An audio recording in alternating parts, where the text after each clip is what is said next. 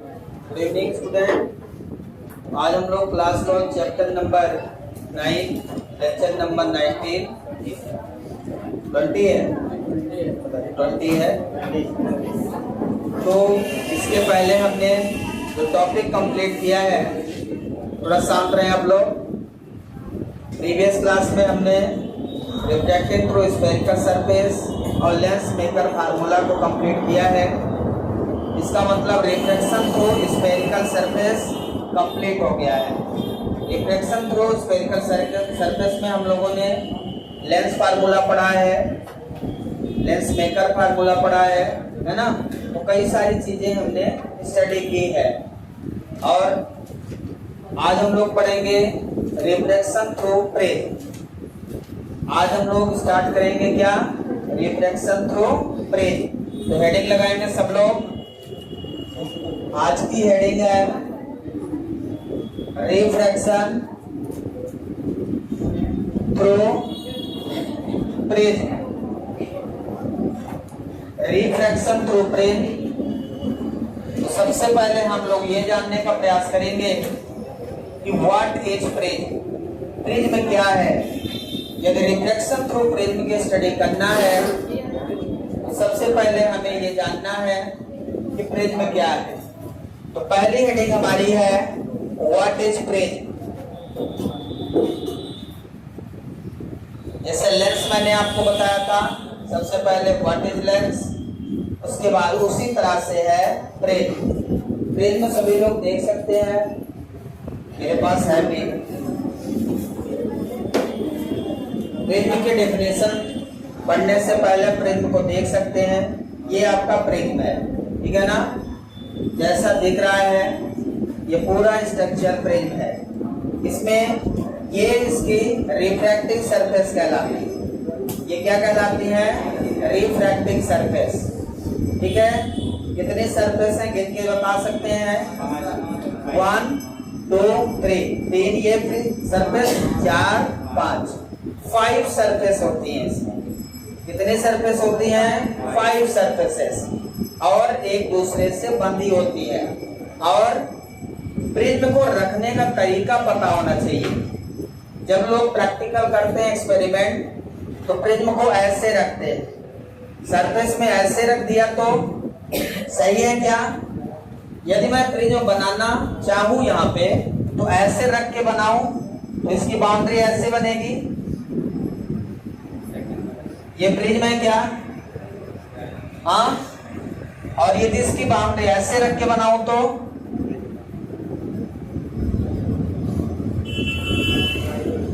ये हमने ऐसे रखा। तो प्रिज्म को ध्यान रखना है, एक्सपेरिमेंट करते समय ऐसे रखना है, ये शेप है। तो ये चीज आपको ऐसे बनेगा। यहाँ पे हम लोग जब प्रिज्म बनाएंगे तो केवल इतना ही फेस बनाएंगे, ये वाला फेस, ये वाला फेस बनाना है आपको, 1 फेस, ठीक है। तो ऐसे हम लोग प्रिज्म को रखेंगे, क्लियर है। ऐसे नहीं रखना, ऐसे नहीं रखना। तो रखने का तरीका पता होना चाहिए। कई लोग ऐसे रख देते हैं, पता ही नहीं, ऐसे रखना है, ठीक है ना। रिफ्रैक्शन के लिए इस प्रकार से, मतलब सरफेस पे इस प्रकार रखिए कि वो ट्रायंगुलर बने। समझ में आ रहा है, ऐसा रखें कि वो ट्रायंगुलर बने। और इसमें ये जो बन रहा है that is called angle of prism. क्या है ये, एंगल ऑफ प्रिज्म है। सभी को क्लियर समझ में आया। प्रिज्म ने क्या, कितने फेसेस हैं इसमें, 5 फेसेस हैं, और हर एक दूसरे सरफेस से एंगल बना हुआ है। ये सरफेस और इस सरफेस में देखिए, जब ये सरफेस इस सरफेस के साथ जुड़ी तो यहाँ पे एक एंगल बन गया, बना कि नहीं। दिस इज द एंगल है, ये जो एंगल दिख रहा है ये इसके साथ बना, यहाँ पे एंगल बन गया, ये इसके साथ। तो सभी एक दूसरे के साथ एंगल बना रहे हैं। तो हम डेफिनेशन पहले लिखेंगे, फिर धीरे धीरे इसको समझने का प्रयास करेंगे। आपको केवल समझना है, ठीक है। तो what is prism, prism is a homogeneous, homogeneous मतलब एक जैसा, homogeneous transparent, transparent medium, transparent refracting medium, transparent refracting medium.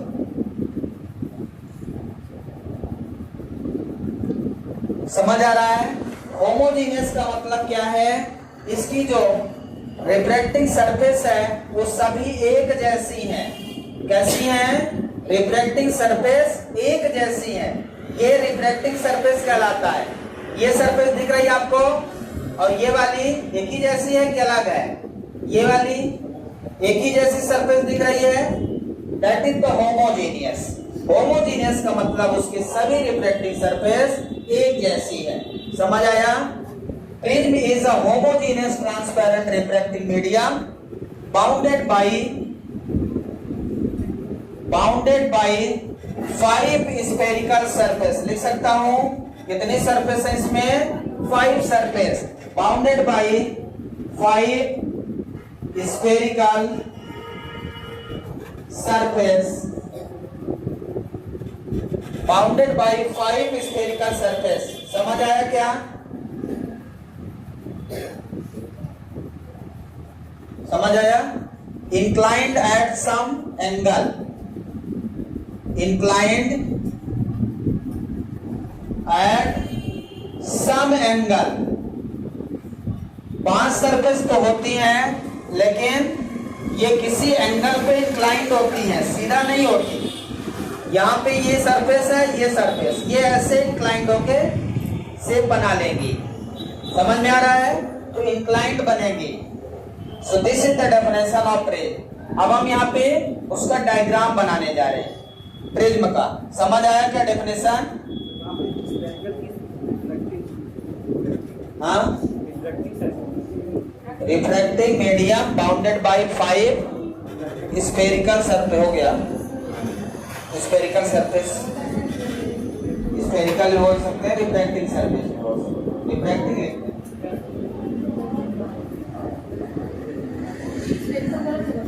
नहीं, उसको ब्रैकेट में कर लीजिए, कोई दिक्कत नहीं।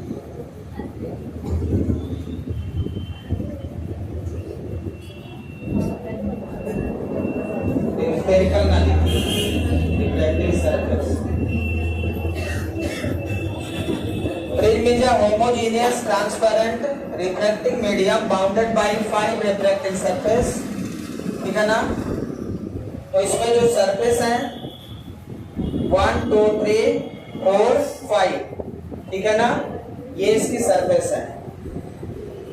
अब यहाँ पे जो शेप बनाएंगे हम लोग, प्रिज्म का शेप देखिए, ये शेप बनाया।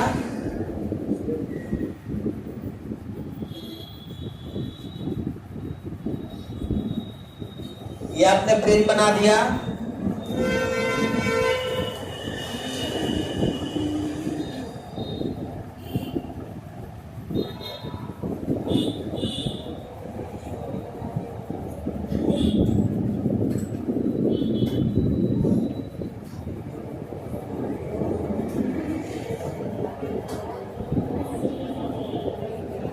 ये बन गया प्रिज्म। ठीक है? इसमें ये सरफेस जो है ये रिफ्रैक्टिंग सरफेस है। इधर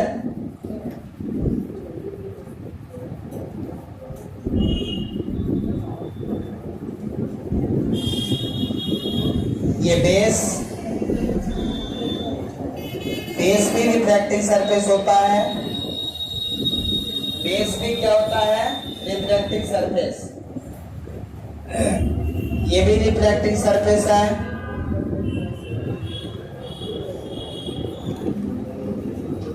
ठीक है? यहां पे ये है एंगल ऑफ प्रिज्म। क्या है? Angle of prism.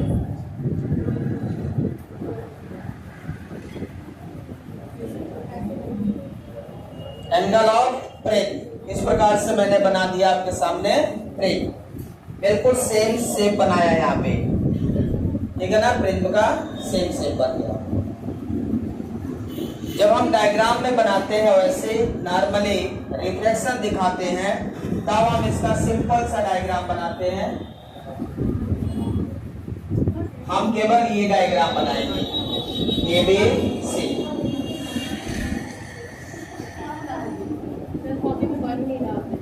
ठीक है ना, ये एंगल ऑफ रे। नॉर्मल डायग्राम हम ये बनाएंगे आगे, ये तो बस एक बार बना दिया हो गया। ठीक है, जल्दी से बनाइए।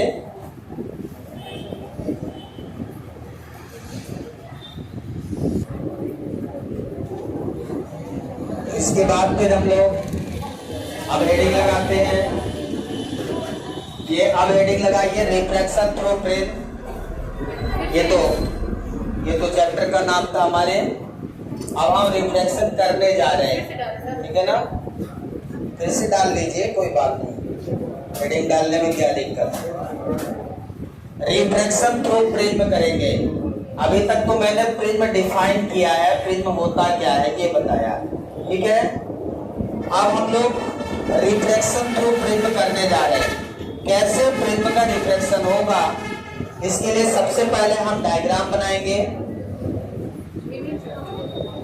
प्रिज्म ए बी सी, ये BC जो है ये हमारा बेस होता है। BC क्या है, बेस। ये भी रिफ्रैक्टिंग सरफेस होता है, ये सारे रिफ्रैक्टिंग सरफेस है। अब क्या होगा, लाइट रेस को हमें अपने रिफ्रैक्टिंग सरफेस पे इंसिडेंट करना है। लाइट को क्या करना, रिफ्रैक्टिंग सरफेस पे किसी एंगल से इंसिडेंट करना है। तो सबसे पहले हम क्या लेंगे, ये प्रैक्टिकल भी है, ध्यान रखिए, ये आपका प्रैक्टिकल है। मिनिमम डेविएशन पॉइंट करना आपको, ठीक है। तो पहले थ्योरी जब कुछ बनेगी तब ना प्रैक्टिकल करेंगे, तो इसका पहले थ्योरी समझ लें, उसके बाद प्रैक्टिकल आपको करवाया जाएगा। तो सबसे पहले से एक इंसिडेंट रे को हम लोग किसी भी एंगल पे यहां से इंसिडेंट करेंगे। ये क्या है, इंसिडेंट रे। सबसे पहले हमने एक इंसिडेंट रे इंसिडेंट कर दिया रिफ्रैक्टिंग सरफेस पे। रिफ्रैक्टिंग सरफेस पे रे को इंसिडेंट करने के बाद आपको उसका नॉर्मल पता होना चाहिए। क्या पता होना चाहिए, नॉर्मल। यदि आपको नॉर्मल नहीं पता है तो आपको ये नहीं समझ आएगा कि लाइट रेज किधर जाएगी, इसको तो ऐसे जाना है। यदि कुछ ना हो, यहाँ एयर है, इधर ग्लास है, ये कौन सा मीडियम है, ग्लास है, इधर एयर है। अब ये लाइट रेज ऐसे तो नहीं जाएगी क्योंकि एयर से ग्लास में जा रही है, तो आपको इस पॉइंट पे नॉर्मल ड्रा करना पड़ेगा। यदि सरफेस प्लेन सरफेस है, सरफेस कैसा है, प्लेन सरफेस है, तो नॉर्मल कैसे ड्रा करेंगे, तो कोई नहीं बताएगा, मुझे पता है। नॉर्मल कैसे ड्रा करेंगे, इस पॉइंट पे यदि सरफेस प्लेन है तो सीधा 90 डिग्री ऑफ द सरफेस, ये सरफेस का 90 डिग्री यहां पे ये बनेगा, सरफेस का 90, ये इस सरफेस का 90 डिग्री, यहां पे 90 डिग्री, ये है इस पॉइंट ऑफ इंसिडेंट का नॉर्मल। क्या बना दिया हमने, नॉर्मल बना दिया। अब होगा क्या, लाइट रे जब एयर से ग्लास में जाएगी तो ये बेंड टुवर्ड्स नॉर्मल, तो नॉर्मल इधर है, ये किधर, इधर ना जाके क्या होगी, नॉर्मल की ओर बेंड हो जाएगी। समझ आ रहा है, इधर मुड़ेगी, इधर नॉर्मल है। कई लोगों को नॉर्मल यहां दिख रहा है, नॉर्मल तो सर यहां लिखे हैं, मोड़ इधर है, यही नहीं समझ रहा। आपको उस सरफेस पे नॉर्मल देखना है, ग्लास सरफेस पे नॉर्मल कहां है, यहां नहीं देखना, ये एयर में है, ग्लास का नॉर्मल ये है। तो जब ग्लास में जा रहे हो तो उसका नॉर्मल देखो, तो इस ग्लास का नॉर्मल इधर है, तो ये ऐसे ना जाके नॉर्मल की ओर बेंड हो जाएगी। अब ये लाइट रेज यदि बेस के पैरेलल इंसिडेंट हो, बेस के पैरेलल यदि हो तो उसे बोलते हैं मिनिमम डेविएशन। यदि रिफ्रैक्टेड रे, if the refracted ray parallel to the base of prism, then occur minimum deviation, otherwise minimum deviation नहीं मिलेगा। minimum deviation का मतलब angle of deviation is minimum, उस समय एंगल ऑफ डेविएशन सबसे कम होगा, उसके बाद फिर एंगल ऑफ डेविएशन बढ़ने लगेगा। अब आपको यहां पे भी रिफ्लेक्शन करना है ग्लास से एयर में, अगेन आपको नॉर्मल ड्रॉ करना है। इस पॉइंट पे अगेन नॉर्मल मतलब 90 डिग्री, तो यहां का 90 डिग्री अगेन आप ड्रॉ करेंगे, ये इसका 90 हो गया। So this is an dash, समझ आया। अब लाइट रेज ग्लास से एयर में जाएगी, ग्लास से कहां जाएगी, एयर में, तो it bends away from the normal, तो इसको ऐसे जाना चाहिए सीधा। यदि मैं खींचना चाहूं तो इसको ऐसे जाना चाहिए, तो क्या ये ऐसे जाएगी, अवे का मतलब इससे दूर, ये नॉर्मल तो ऐसे जा रही थी, अवे मतलब इससे दूर, इधर झुक जाएगी, मतलब ये यहां से ऐसे बेंड हो जाएगी। समझ आया क्या? ये है इमर्जेंट रे। कौन सी रे है? इमर्जेंट रे। अब नॉर्मल और इंसिडेंट के बीच बना angle, angle of incident, normal और रिफ्रैक्टेड के बीच बना angle, angle of refraction R1 और एंगल ऑफ रिफ्रैक्शन R2, और यहाँ पे बाहर जो निकलेंगे इमर्जेंट एंगल बन जाएगा। और आपको पता है इमर्जेंट एंगल इंसिडेंट के एंगल के इक्वल तब होगा जब मिनिमम डेविएशन मिलेगा। ध्यान रखिए, ये equal to I only possible when minimum deviation. ठीक है, तो यहाँ पे पॉइंट का नाम दे दें रेस का, ये रेड P है, Q, यहाँ R, S। अब ध्यान से देखिए इसका डेविएशन कहाँ है, ये इंसिडेंट रे हो गया, रिफ्रैक्टेड रे, इमर्जेंट रे। इमर्जेंट रे को पीछे बढ़ाने पर जहां इंसिडेंट का ओरिजिनल पाथ है वहां से जितना एंगल बनेगा, ये एंगल है angle of deviation small delta, P Q R S T। ठीक है ना, P Q R S T, ये U, और यहां पे पॉइंट देते हैं O पॉइंट। ठीक है, तो आइए, ये है angle of PRAN, this is the angle of PRAN. Clear है? डायग्राम समझ में आया? P से Q इंसिडेंट रे, Q से R रिफ्रैक्टेड रे, और R से S इमर्जेंट रे। Incident angle, emergent angle, angle of refraction R1 और R2। क्लियर है? डायग्राम पहले अच्छे से बना लें, उसके बाद आगे करते हैं। अब यहाँ पे हम रिलेशन फाइंड करने जा रहे हैं, किसमें? Relation between angle of prism, angle of prism A and angle of deviation, angle of deviation delta. तो पहले हम ये रिलेशन फाइंड कर लें, उसके बाद आगे कोई भी क्वेश्चन आएगा, ये आएगा तो 3 मार्क्स का आएगा, तो बहुत सिंपल है, इसको हम समझ लेते हैं। तो अभी जो रिलेशन फाइंड करने जा रहे हैं एंगल ऑफ प्रिज्म और एंगल ऑफ डेविएशन में रिलेशन। ठीक है, अब हम यहाँ से फिगर को देखते हुए रिलेशन फाइंड करेंगे। आपको एंगल ऑफ डेविएशन दिखना चाहिए डेल्टा, और एंगल ऑफ प्रिज्म दिखना चाहिए, ये एंगल ऑफ प्रिज्म ए है, ये क्या है? Angle of prism. दोनों चीजें दिखनी चाहिए, दिख रहा है क्या? अब हम चलते हैं एंगल ऑफ डेविएशन के लिए, एक ट्रायंगल दिख रहा होगा, एक ट्रायंगल T, ये वाला एंगल लेंगे TQR।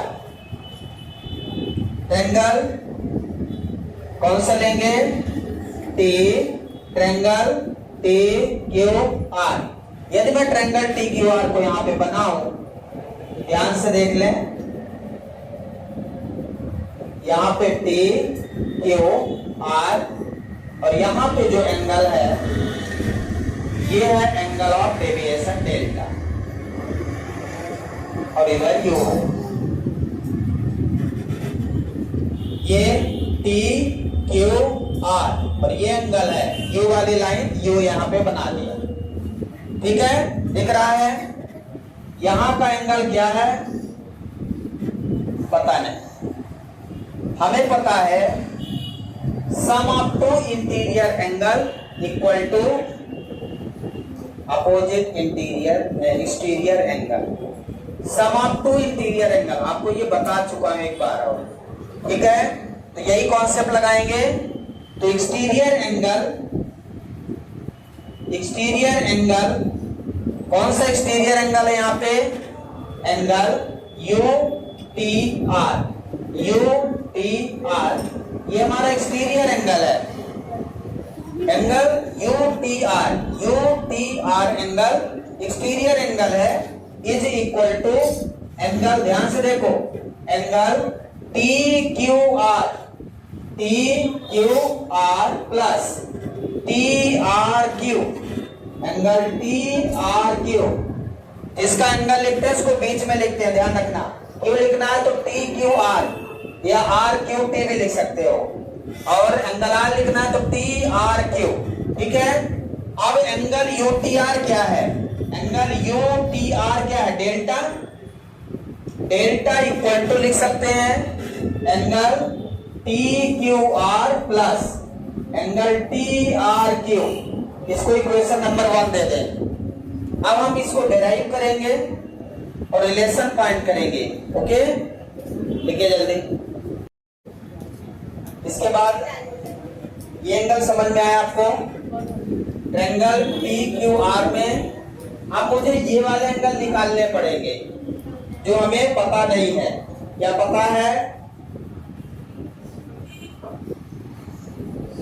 ये वाले एंगल मुझे निकालने पड़ेंगे जो अननोन है। अब हम ये वाला ट्रायंगल लेने जा रहे हैं, in triangle QOR, triangle QOR से बताइए, ट्रायंगल QOR में दो एंगल आपको पता है, ये एंगल Q और एंगल R, वो नहीं पता, इसको भी फाइंड करना पड़ेगा।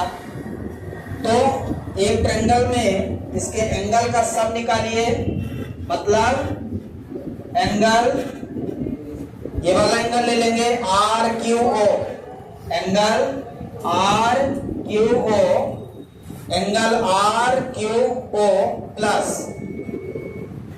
Angle QRO, angle QRO plus angle QOR, angle QOR equal to 180 degree.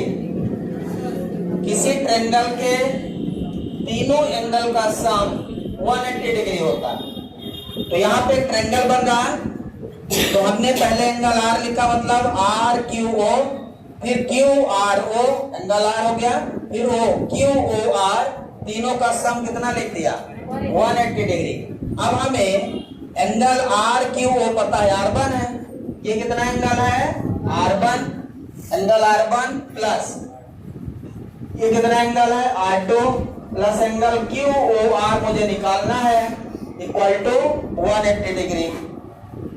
अब यहां से angle QOR equal to 180 minus R1 plus R2, equation number second. Angle QOR equal to 180 minus R1 plus R2, यहां तक लिखिए जल्दी। इसके बाद देखें, इसके बाद आगे बढ़ेंगे, इन क्वाड्रिलेटरल चलेंगे।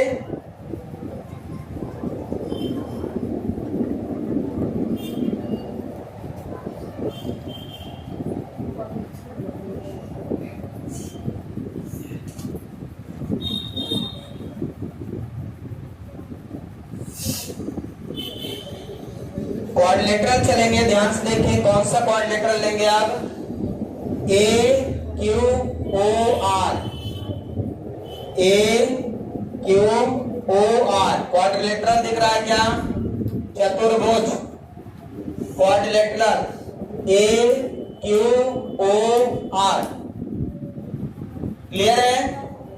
AQOR में कितने एंगल दिख रहे हैं, 4 angle, angle A, angle Q, angle O, angle R, ये पूरा देखना है आपको। तो चारों का सम कर दे तो सभी का सम 360 के बराबर हो जाएगा। तो क्या क्या लिखते हैं यहाँ पे, angle of prism A plus Q angle के लिए ए क्यू ओ लिखना पड़ेगा, angle A Q O plus angle O के लिए क्यू ओ आर लिखना है, angle Q O R plus angle R के लिए ए आर ओ लिखते हैं, angle A R O equal to 360 degree. यहां पे चारों एंगल का सम कर दिया, angle A plus angle Q plus angle O plus angle R. तो एंगल क्यू को लिखना है ए क्यू ओ, एंगल ओ को लिखना है Q O R, angle R को लिखना है ए आर ओ। ठीक है, अब यहाँ पे क्या पता है, ये एंगल कितना है, ये 90 डिग्री मैंने खींचा था, तो इस लाइन से ये 90 मतलब ये एंगल 90 है। तो एंगल ए प्लस ये एंगल ए प्लस ये 90, ए क्यू ओ कितना है 90 plus angle Q O R, ये एंगल क्यू ओ आर निकाला मैंने, एंगल क्यू ओ आर कितना है 180 minus R1 plus R2 plus angle A R O, ये भी 90 है, angle A R O 90 equal to 360 degree. ठीक है, angle A plus 90 plus 90 180, 180 plus 180 360 minus R1 plus R2 bracket में इक्वल टू 360, 360 कट गया, angle A equal to R1 plus R2, angle A equal to कितना हो गया R1 plus R2, यहां ऊपर लिख देता हूं, एंगल ए इक्वल टू आपको मिल चुका है R1 plus R2। So this is the equation number 3।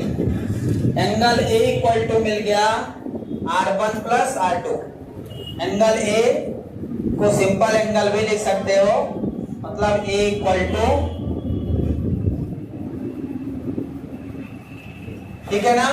तो एंगल ए इक्वल टू कितना मिल गया आपको R1 प्लस R2। समझ आया क्या, ये लाइन देख लीजिए, जहां समझना है पूछ लीजिए, ये कहां से लिख दिया, समझने का प्रयास करोगे तो समझ आएगा, यदि आप लिखने के बस का प्रयास करोगे तो केवल लिख पाओगे।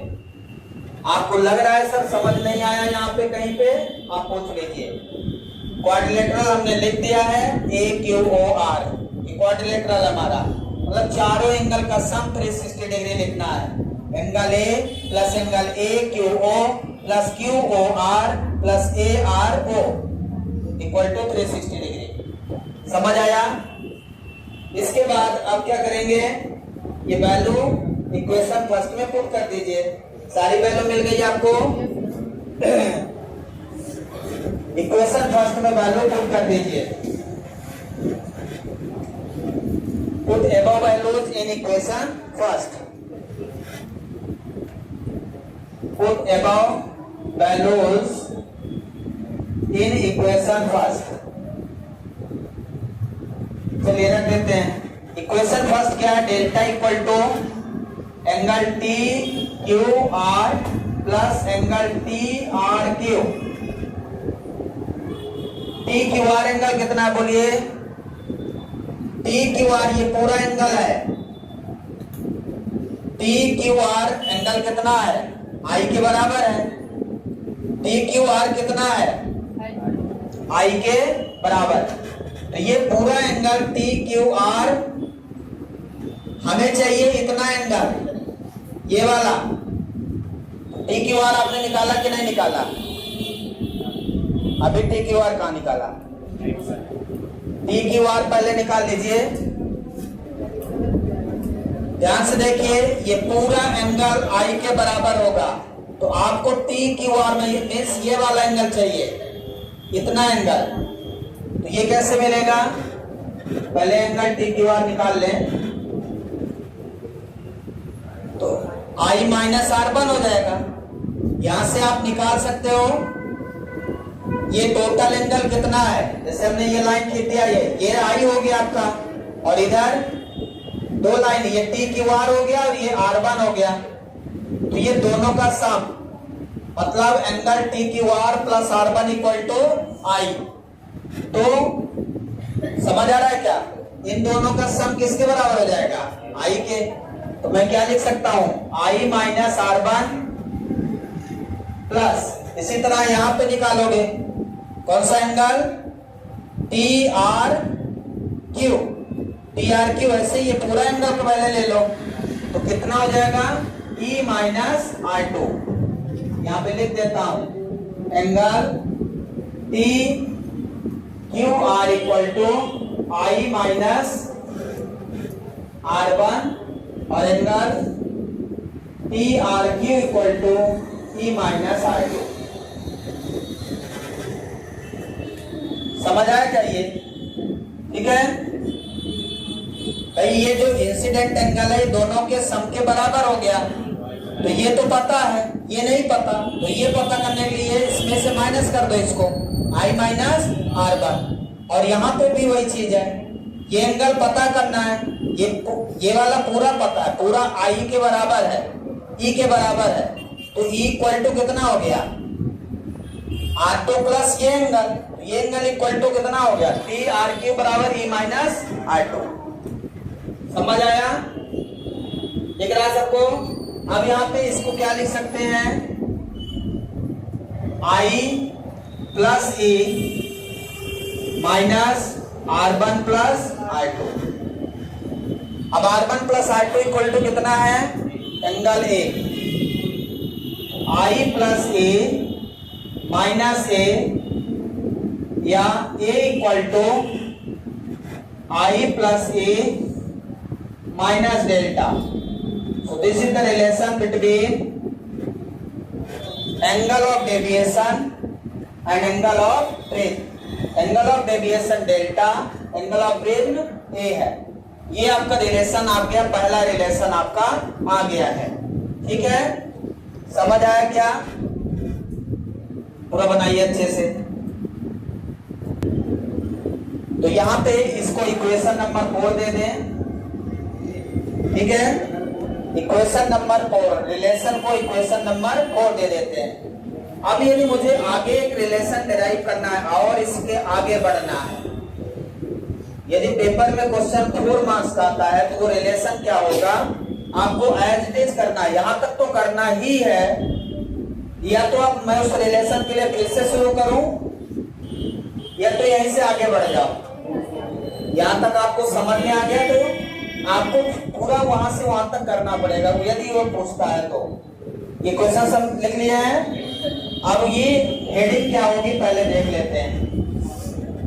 अगली हेडिंग जो हमारी होगी, ये होगी relation between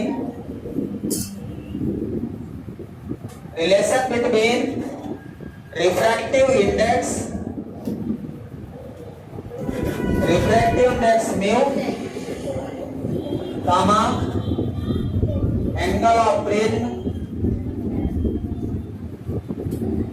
and minimum deviation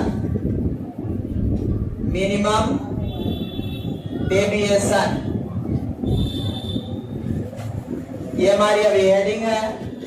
यदि आपको ये हेडिंग का क्वेश्चन आता है तो आपको ये पूरा डेरिवेशन यहाँ तक इक्वेशन 4 तक एज इट इज करना है। उसके बाद आगे क्या करना है वो हम यहाँ पे कर रहे हैं। यहाँ तक तो आपको करना ही है, समझ आया क्या।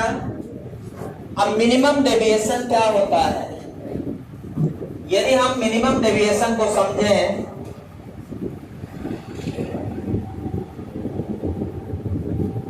मिनिमम डेविएशन एक एंगल ऑफ डेविएशन ही है। ये एंगल ऑफ डेविएशन को ही मिनिमम डेविएशन कहेंगे तब जब उसकी refracted ray parallel to the base हो जाएगी। जब उसकी refracted ray parallel to the base हो जाएगी, उस समय जो डेविएशन मिलेगा that is the minimum deviation. ठीक है, व्हेन द रिफ्रैक्टेड रे, यहाँ पे लिखने जा रहे हैं हम, when the refracted ray, when the refracted ray parallel to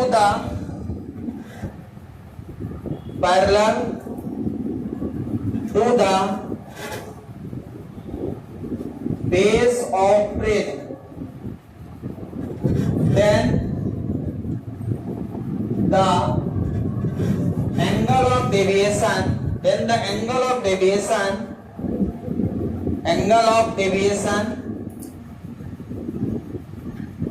occurs minimum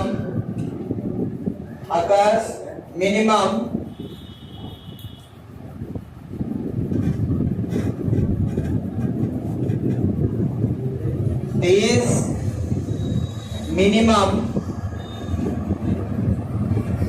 angle of deviation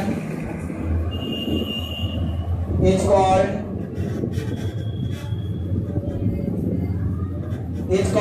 minimum deviation. ठीक है, minimum deviation. It is denoted by delta F.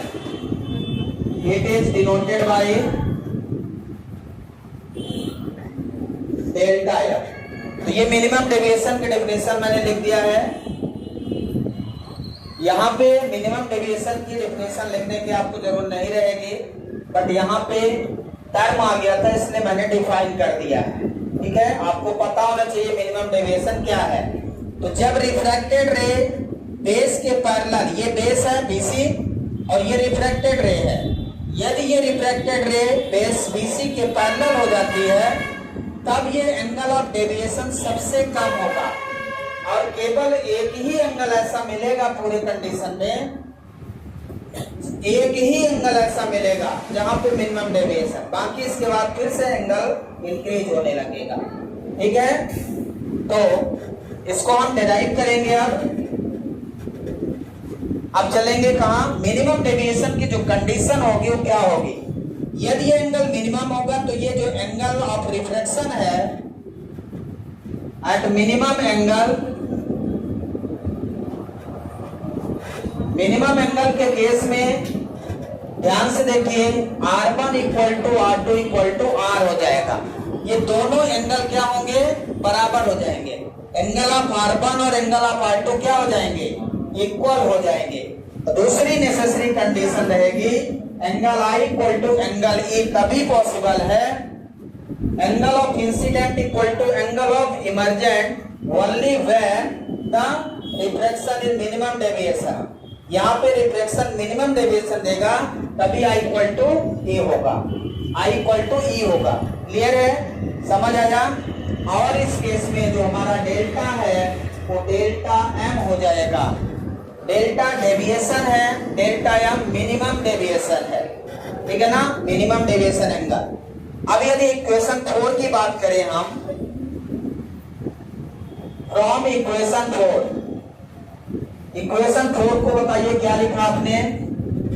Equation 4 क्या लिखा है, बोलिए. A equal to I plus E, A equal to I plus E minus delta.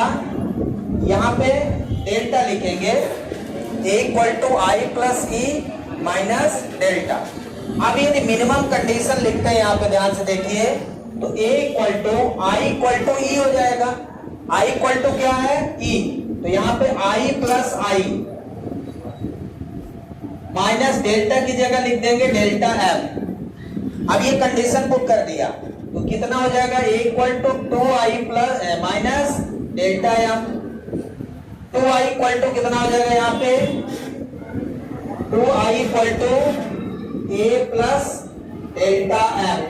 So angle of incident equal to A plus delta M by 2. ये आपको मिल गया क्या, angle of incident मिल गया. क्या मिल गया भाई, एंगल ऑफ इंसिडेंट मिल गया है A plus delta M by 2. समझ आया क्या. और फ्रॉम एंगल इक्वेशन 3 चले तो फ्रॉम इक्वेशन थर्ड बोलिए, angle equal to R1 plus R2 लिखा आपने। इक्वेशन थर्ड में क्या लिखा? From equation third A equal to R1 plus R2।